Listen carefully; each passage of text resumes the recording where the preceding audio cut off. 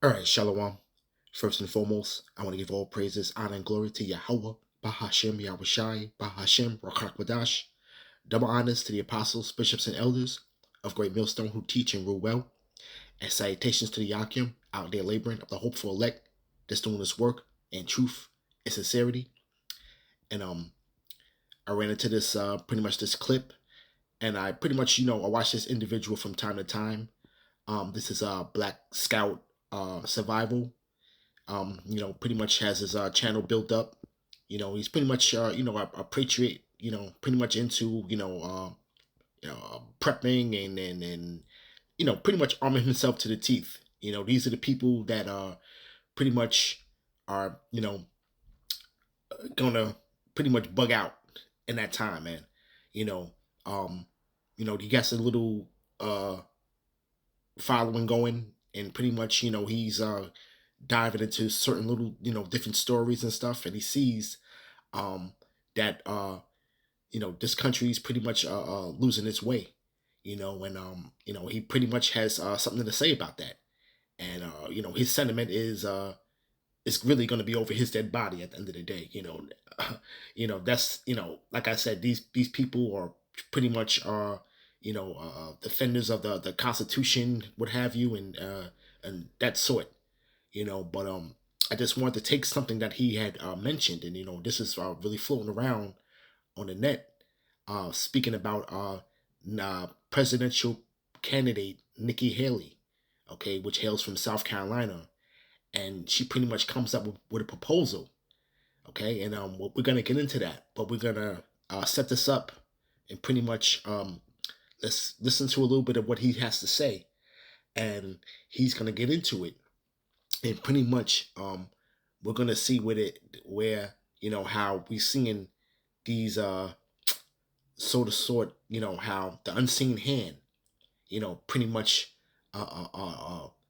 puts their funding behind certain individuals, okay, to pretty much push their agenda. All right, so without any further ado, let's I'm going to get into the midst of what he's speaking about. So without any further ado, your identity and use security uh, and to remain anonymous online. I think you should remain anonymous. Okay, I take measures to remain anonymous as possible, and I think you should too. There was one YouTuber years ago when I first started, and he had people showing up at his house right and left, and that's why he quit. He was fairly large when I started 10 years ago. He had 100,000 followers, which is pretty incredible at that time. That's like having millions now, and people were showing up at his house, right? And so he wound up getting off YouTube because of that, because he made a few videos threatening people and saying that I'm going to wind up, harming one of you for entering my property. And then there was another YouTuber a few weeks ago. Someone tracked his house, posted his place online, right? Tim Pool had his house shot up, right? Someone did a drive-by on it. So I've always been an advocate for that. Stay anonymous as possible. Do everything you can. Tell very little about yourself. People are always asking questions. I tell very little. I want you to be in the dark. I don't want you to know anything about me. I don't want to be found. And so I think you should do the same thing. Don't post pictures of your children. Keep your profiles private unless you're running some type of business. Just try to remain anonymous as possible. However, Nikki Haley is advocating for you to have all your data placed online, right? Now let me say this too real quick before I go forward. A lot of people say, well, don't be on the internet. Now, this thing, we're in an information war. I think it's very powerful that we must use the internet to fight the war. And I'm not saying you need to make content. You need to put yourself out there, but use other people's. Use mine, chop mine up, post it if you want to. You know what I'm saying? Use other people's. Post the facts. That way we can fight against these things they claim misinformation, because we use it as a tool to get the information out there, because this is an information war. It's just like the other day, I seen a photo pop of a Bill Clinton getting a massage to be, I think, what I believe from the title was from at Epstein's Island from a young girl. And the thing is, 20 years ago, you'd never even known that happened. But having the ability to post and share this stuff online, but the government wants to stop you from doing that. They want to know who you are. Right, and this is why they said that years ago. One of the top elites said that the internet shit had never been pretty much invented. Because now this man is pretty much being found out. And the success to a what you want to call a conspiracy, so to speak, the success of such one is secrecy. You know, but to the spirit and power of Yahweh Bashim Abishai, this whole thing is being broke up and being exposed. When this man's own tongue is pretty much falling upon himself now. You see, because now you have people like this individual now that's pretty much has a platform, and they're exposing the powers that be. You see, so let's continue. Right, but if people are already out there and already have their profiles online, you can have anonymous profiles. That's fine, right? Or use people like me, who's a moron, and we put ourselves out there. Use our content to post these facts out there. You can chop it up, make your own videos and things like that. I don't really care. But Nikki Haley is advocating to have all your data online. She's not the only one, but I do want to play this clip from Tucker Carlson had Candace Owens on, and he spoke about this, and hear what she had to say on this.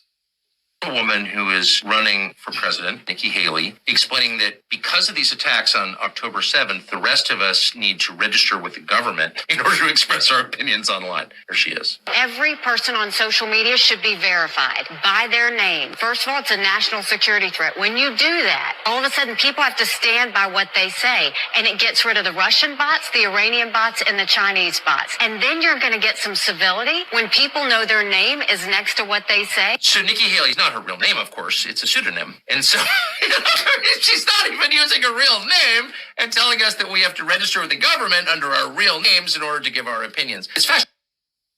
So, yeah. Anyway, why this hits close to home is, whether you know this or not, Nikki Haley was the governor of my state, and she also is from my town. She did not grow up in my town, but she lived in my town, and her family currently does. So, and they had a business here in my town as well called Exotica. It was like a clothing store, and I had a... Yeah, but real quick, he's going to get into a little bit of a personal business with her, as far as things that he knows about her personally, because he personally knows her family members, and pretty much they grew up or live around in the same town. Okay, pretty much a former governor of his state. He's representing the state of South Carolina somewhere, and pretty much now you're going to get to the root of what it is, because here it is. She didn't come up with this idea alone, so to speak. These people, these bright ideas that these politicians pretty much come up with, man. These ideas are not ideas of their own. Okay, they have people that's pretty much backing them and funding them, and pretty much for a price. Okay, the people pretty much do the bidding for the elites, man. Plain and simple. I have a friend that actually worked for her, so I know her quite well. And when I lived downtown, when I was going to college, I ran around the governor's mansion. Me and my wife did all the time when she was in college. She were in college, go running around the governor's mansion because my apartment was right there. So I've seen her tons. Been in restaurants with her multiple times, and again, she's from my town, and a lot of what I'm about to tell you now happened within my town. So Nikki Haley worked for Trump, right? And she wound up having to pull out because she went broke. But now Nikki Haley's very wealthy. How did Nikki Haley build an $8 million fortune and help bail out her parents? So again, in this article here by Forbes, she left Washington because she went broke trying to help fund her parents' lifestyle. So her parents had owned the Exotica clothing company here in my town, and it wound up going under, as well as some kind of properties they had bought. They bought a strip mall in my town and a home. But going through this, her parents owned over $1 million and were in danger of losing their Lexington, South Carolina home. Right. So her parents, again, from my town, they live in my town. She had loaned them hundreds of thousands of dollars in the past with her husband. He was in the military, he's like National Guardsman. she could not solve her parents' problems because she only had $100,000 in her bank account. Not that Forbes is saying only, like that's something like common or something. And then only making $185,000 a year in her only assess. Again, it's crazy for working for Trump. So her net worth has ballooned from less than $1 million to an estimated $8 million. It goes on to say, how does she make that money in so little time? By following the tried and true playbook for politicians looking to cash in on their fame. Speeches to companies like Barclays and organizations such as the Center for Israel and Jewish Affairs provided more money in a day than Nikki Haley had earned an entire year. Right? It's not clear how much money she makes from 2019 to 2021, but it was somewhere in the ballpark of $2.3 million in just 11 events in 2022. So again, she the thing is about the Israel thing is why I think it's pretty big. It's one of our biggest donors is AIPAC, I think it is the name of it, but it's Jewish owned. It's like one of the biggest companies that endorse candidates. And so why she's trying to push the war in Israel so bad, you know why? Because she's getting paid to do that. So her parents goes on in this article. They bought a 5,500 square foot home in Lake Murray. Lake Murray is right down the street from me. Lake Murray is where a lot of the wealthy people live. Okay. And so they bought it in 2000 for $1.15 million. 2 years later, they bought a strip mall for $1.3 million here in town, taking out another mortgage for $765,000. Well, they wound up losing that all, and Nikki Haley basically pretty much had to bail them out. But again, if you're ever questioning, and why I'm bringing this up is because this is someone that from my town, is not some stranger, and she's taking money from globalists. She's taking money from these folks that push agendas, and she's a soldier for them pushing their agendas, right? She became a millionaire. Most people that get into politics because they want to get rich, not because they want to do good for the world. Do you think, if you go look at any of her tweets, do you look like she's trying to do good for the world, or she's trying to push us into some type of World War III, or send money to every... And that's the whole thing. When you talk about the Democrats and Republicans, you know, Republicans is always standing on smaller government, pretty much. But now, with you know, pretty much with the elites having her in their back pocket, you know, she's speaking of the government pretty much broadening their control, so to speak. Okay, control over the people. Okay, and she's a strong advocate for that now. So this is why you're seeing that you know, a nation divided cannot stand. Okay, because now pretty much she's pretty much doing the bidding of what people in this administration, the Democrats, would normally do. And here it is, she's a Republican, and she's pretty much forwarding that agenda. Okay, pretty much aiding and abetting. You know, I just wanted to grab a little bit more, but I am gonna grab some scriptures that I have lined up. But I just wanted to get to the point of what it is of why she's coming up with this Marvel idea out of the blue. You know, and it's nothing of her own, so to speak, though, because when you have a system set up to how they want it to be ran, you know, to where, you know, you have to pretty much identify yourself online. You know, it comes with some type of infrastructure that's already being built or morphed into how where they can have all eyes on you. You see? Let's continue. Country except America. But the thing is that she's wanting to make it where your information has to be online, right? Because of Russian bots, safety and security, that's what it always is. It's always safety and security. They want your information online so that way they can track you, more tracking. Giving the government more control is never a good idea. And anyone who says they're Republican and running for a Republican seat, that's a lie. You can't want the government to have more power, more control over you, right? Europe is actually working on that at this moment with a European digital identity. So the EU digital identity wallet, as you see here from their website, in the form of apps allowing citizens to digitally identify themselves, store and manage identity data in official documents in a digital form. These may include a driver's license, medical prescriptions, and educational qualifications. Again, more control. What happens? You post something online, all of a sudden your license is suspended, or maybe your prescriptions don't get refilled. Medications you need to survive, right? And that's pretty much the point, though, because it all roads lead to pretty much the MOTB at the end of the day. This is Psalms chapter 64, verse 2. Hide me from the secret counsel of the wicked, from the insurrection of the workers of iniquity, who whet their tongues like a sword and bend their bows to shoot arrows, even their bitter words. And this is what they're doing now, man. They're bringing out, rolling out pretty much unrighteous decrees. They're setting up scenarios to where it's going to be funneled to where the people are going to be in fear. Okay? So, it leads me to believe, I speak as a man, that there's going to be certain events that are pretty much going to go down to pretty much steer the people into really fully being on board with this, or pretty much justifying the reason why people need to identify themselves online. You see? Okay? Right? That they may shoot in secret at the perfect. And who's the perfect? You really want to talk about this truth, man. At the end of the day, it's all about the truth at the end of the day. Okay? So they are pretty much doing things with painting things with a broad brush, so to speak. But at the end of the day, man, it's really to try to stop this truth, man. Okay? You see? Because that is their biggest threat.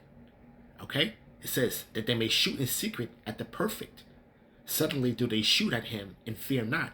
This man knows that he has a short time, so he's going to have to go in and go through. So he's going to make his move, and Yahweh Shah is going to make that move, man. You see? Okay? But it says, they encourage themselves in an evil matter. They commune of lying snares privately, saying, who shall see them? And pretty much that's what they've been doing. And this is what they do plan to do. They with the craftiness of how they're morphing situational instances to occur, and to pretty much get it to the way they want it.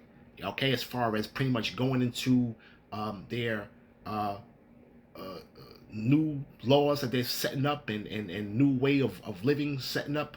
They pretty much channeling it the way that they want to. You see? All right, and most people are asleep on this, man. People are just going along with the get along. That's what they do. Because why? It's because a lot of these people are pretty much in a deep sleep. It says they search out iniquities. They accomplish a diligent search, both the inward thought and every one of them. In heart is deep. That mind is deep. They pretty much have these think tanks, and pretty much craftily set up these situations to where they can justify doing what they really want to do. You see? Okay?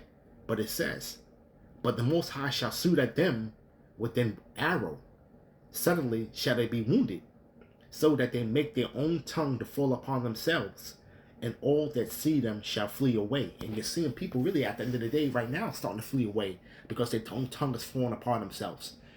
Pretty much, they know, people know that the net is pretty much information, a source of where you can get information, and where this man is pretty much outright, straightforward being exposed, man. Okay, so there has to be a stop to that, and they want to pretty much identify people that are pretty much going against what they're doing. You see? All right. From there, let's go to Psalms real quick. Singing Psalms. Let's go to Psalms 36. A lot of these Psalms apply to the times that we're living in right now. And this is pretty much the Psalm of David, and it says the transgression of the wicked saith within my heart, there is no fear of the Most High before his eyes. They don't fear the Lord. They pretty much are going to come up against him at the end of the day. Pretty much what they're setting up in the heavens, and pretty much doing everything that's adverse to the scriptures, man. Okay, you see, but it says, "For he flattereth himself in his own eyes." And this man is the man of pretty much a bright ideas, and he flattered himself with his own eyes, until his iniquity be found to be hateful. You see, okay, and pretty much, man, hey, the Lord is seeing all these things, man. This man's sins is reaching up to the heavens, man. You see, okay, it says, the words of his mouth are iniquity and deceit, and that's what we're seeing here, man. Okay, nothing but iniquity and deceit is coming out these people's mouths, man, and the people that are doing their bidding, man. Okay, you see, all right. He have left off to be wise and to do good, because what, his own counsel is pretty much going to fail him at the end of the day, man. So it says that he had left off to be wise and to do good, and there's nothing good that comes out this man's mouth. Everything that comes out this man's mouth, okay, him and whoever is set up to speak for him as a mouthpiece, pretty much the people are gonna take a L. Okay, there's nothing good that's coming out of anything that this man says these days, man. It's being clear. It's clear to see that, right? It says, he deviseth mischief upon his bed. He setteth himself in the way that is not good. He abhorred not evil. Okay, and this man has set up himself in a way that's not good, man, because why? His intentions are not of righteousness, man. You see, okay, there's nothing good that's coming out of this man's mouth, man. Okay, you see. All right, from there, let's go to Psalms 37. Matter of fact, let me jump down on here. I want to stay on Psalms 36. I want to jump down. Let me snag this real quick. This is Psalms 36 and 10. "O continue thy loving kindness unto them that know thee." All right, speaking about the men of the Lord, right? "Thy righteousness to the upright in heart. Let not the foot of pride come against me. Let not the hand of the wicked remove me." You see? "They are the workers of iniquity fallen. They are cast down and shall not be able to rise." And it's pretty much that's going to be their lot at the end of the day, man. Okay? This man's going to have some type of run going, and pretty much the Lord's going to pull the rug from under his feet, man. Okay? That's pretty much what's going to happen. All right? All right, from there, let's go to Psalms 37, verse 12. "The wicked plotteth against the just, and gnash upon him with his teeth." And pretty much, man, this man is gonna be wroth with that woman, man. As we're still into Revelation, the 12th chapter, man. You see, okay, he's plotting against the just at the end of the day, okay, but he's doing it on a broad stroke brush way of doing it, where he's not saying you him, okay, and maybe come a point in time when he's gonna actually point the finger per se. But right now, everything is being set up to where he's really plotting against the just, man. Right? It says, "The Lord shall laugh at him, for he seeth that his day is coming." Okay? And this man knows that he has but a short time, man. Okay? You see, this is why he's making the moves that he's making. Okay? And it's tacky and just erratic, okay? That he doesn't care anymore. Okay? And then we're going to see the gloves come off at the end of the day, right?